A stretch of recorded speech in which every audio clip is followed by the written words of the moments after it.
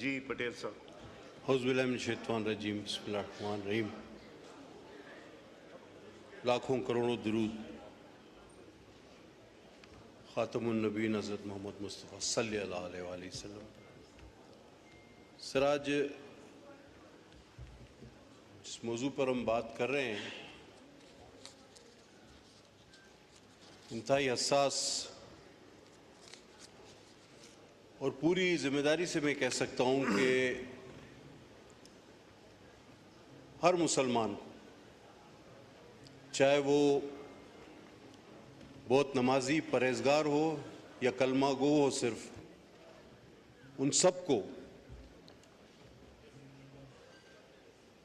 इस मसले पर उतना ही जोश, उतना ही गम और उतना ही गुस्सा होता है जितना कि किसी आलिम फाजिल को हो सकता है।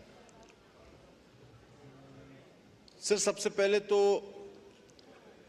ये बात बता दी जाए कि देखें, अगर किसी को सज़ा देने का हक नहीं है, और ये बात ठीक है, तो किसी को ऐसे फैसले देने का हक भी नहीं है कि लोग खुद सजाएं देने पे तैयार हो जाएं।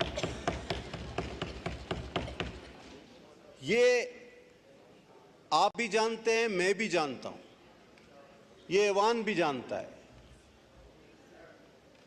कि कुछ ऐसी चीजें हैं जिन पर हम अपने जज्बात पर काबू नहीं रख पाते, और ये मसला उसमें सरे फहरिस्त है। अगर जो असल मसला है हम उसकी तरफ देखें और उस पर बात करें, तो मैं मुझसे पहले जो खतीब थे उनसे बिलखुसूस और बिलउमूम पूरे हाउस से ये बात कहना चाहूंगा कि दरअसल फितना कहां है। फितना ह्यूमन राइट्स के नाम पर, इंसानी हुकूक के नाम पर मगरिब से फैलाया जाता है। ये मुर्तिद वहां जाते हैं और कहते हैं जी पाकिस्तान पे हम पे बहुत जुल्म हो रहा है। हजारों वीडियोस, सैकड़ों वीडियोस आप सबने देखी, और मगरिब चूंकि इस्लाम के बारे में जानता नहीं, तो वो ये कहता है कि भाई आप लोग इनको मुसलमान क्यों नहीं मानते। मुसलमान, मैंने इससे पहले कुछ दिनों पहले एक हाउस में एक जिक्र किया था, बाद में पता चला कि उन जज साहब ने अपनी तस्हीह कर ली थी। वो हाई कोर्ट के जज साहब ने एक फैसले में लिख दिया, the sect of Muslims, it's a minority. अब सब असल बात की तरफ आए। हम आज ये पैगाम इस हाउस से मगरिब के उन दानिश्वरों को, उन इंसानी हुकूक के अलमबरदारों को, उन झूठे किस्से ख्वानों को, उन इंसानियत के झूठे नारे बुलंद करने वालों को लाउड एंड क्लियर ये पार्लियामेंट आज ये मैसेज देना चाहती है कि भाई जुल्म हम नहीं कर रहे, हमला तो हम पर हो रहा है। हमसे पूछा गया कि भाई आप इन्हें मुसलमान क्यों तस्लीम नहीं करते। हमने कहा भाई बात सुनो, यहूदी हजरत मूसा को मानते हैं, तौरात को मानते हैं, वो यहूदी हैं, ठीक है, लेकिन अगर वो साथ साथ हजरत ईसा को भी मानना शुरू कर दें तो क्या वो यहूदी रहेंगे? Answer is no. इसी तरह ईसाई हजरत ईसा को मानते हैं, इंजील को मानते हैं, वो ईसाई हैं, ठीक है, लेकिन अगर वो साथ साथ किसी और नबी को भी मानना शुरू कर दें तो क्या वो ईसाई रहेंगे?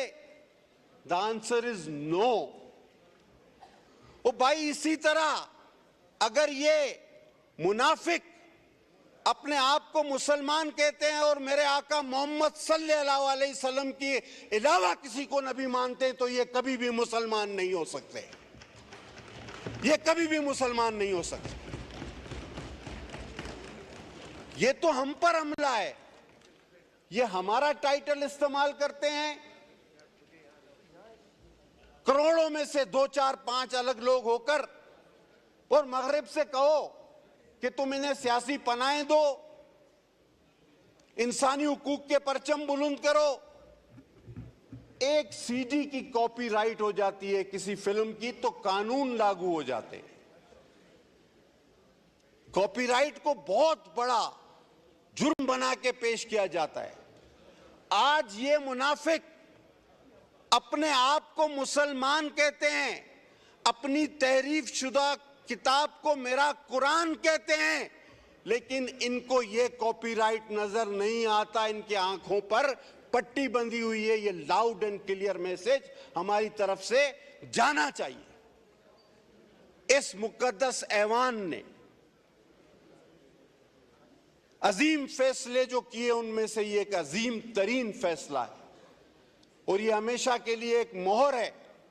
मैं समझता हूं जब तक एक भी मुसलमान बाकी है, एक भी कलमा गो बाकी है, हरगिज़ नहीं हमारी लाशों पर से ये काम कभी भी ना डिस्कस में लाए। मैं तो हमेशा कहता हूं इसको आप डिस्कस में ही ना लाएं।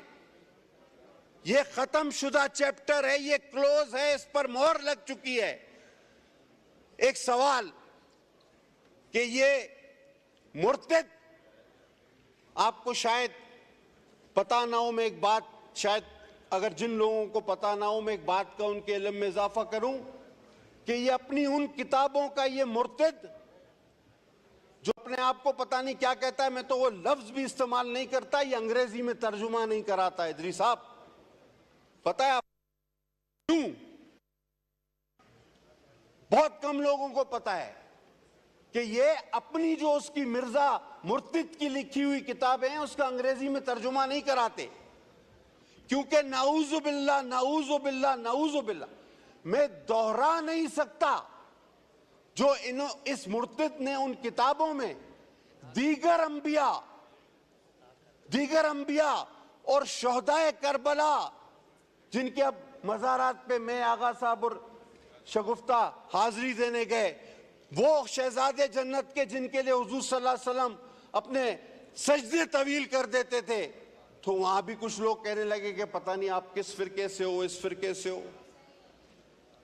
फतवे ना दें, लेकिन मैं चाहता हूं ऐसा माहौल भी पैदा न करें कि हम मुसलमानों की सबसे बड़ी दौलत हमारा ईमान और आका नामदार खातमुन नबीन पर ईमान है।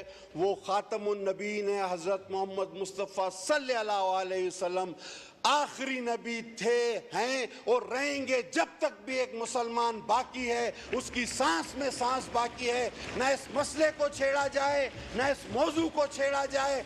अगर फिर खून खराबा हुआ, लॉ मिनिस्टर साहब आपने बहुत अच्छी बात की, लेकिन साथ साथ इन जजों को बताएं कि ये फितना तुम पैदा कर रहे हो, ऐसे फैसले दे के हम नहीं। ये फितने नहीं होने चाहिए, यहां तक तो मैं आपके साथ हूं, लेकिन फितना पैदा करने वाले को कितनी बड़ी सजा मिलेगी, एक बार फिर माशाल्लाह खड़े होकर यह भी बता दीजिए कि जो इस 25 करोड़ आवाम में फितना पैदा करता है, जो पता नहीं कितनी लाखों में तनख्वाहें लेकर इस कौम को अपनी कलम के जरिए इस आग में झोंकना चाहता है, हमारे ईमानों पर ज़र्ब लगाना चाहता है, हमारे जज्बात पर खेलना चाहता है, उसको कितनी बड़ी सजा हम देने जा रहे हैं, यह भी पता होना चाहिए जी। लिहाजा मैं सर स्पीकर साहब आपसे दरख्वास्त करूंगा, मैं 10 बस में अपने भाइयों से अपील करूंगा, कोई कमेटी ना बना, आका आखिरी नबी है, मेरा ईमान है, हम सबका ईमान है, इस मसले को दोबारा पेचीदा और डिस्कस करने की कोई जरूरत नहीं। हाँ, एक कमेटी बनाओ कि जो इस किस्म के फैसले देते हैं जिससे अवाम में बेचैनी, इंतशार और फितना फैलता है, उन लोगों की क्या सजा होनी चाहिए, और आर्टिकल को अगर रीराइट किया गया और आर्टिकल को अगर रीराइट किया गया तो क्या वो आर्टिकल 6 के जुमरे में आता है या नहीं आता, यह भी बताया जाए। क्योंकि आइन में तहरीफ तो फिर आर्टिकल 6 आपके पास ऑलरेडी मौजूद है और उसकी सजा मौत है। तो मैं इस हाउस से, आपके तवज्जुह से, अपनी तमाम जमातों के साथ मिलकर एक लाउड एंड क्लियर मैसेज भेजना चाहता हूं। चाहे कितना ही लंबा काला कोट आप पहन लो, चाहे कितने ही लोगों को आपने फांसी पर चढ़ा दिया हो, आप हमारे ईमान पर हमला मत करो। हमारे ईमान पर खुदा के वास्ते हमला मत करो। हजरत मोहम्मद मुस्तफ़ा सल्लल्लाहु अलैहि वसल्लम की जो शान है वो हमेशा रहेगी, तुम कुछ नहीं कर सकते। बहुत शुक्रिया जनाब। प्रोफेसर गफूर हैदरी साहब।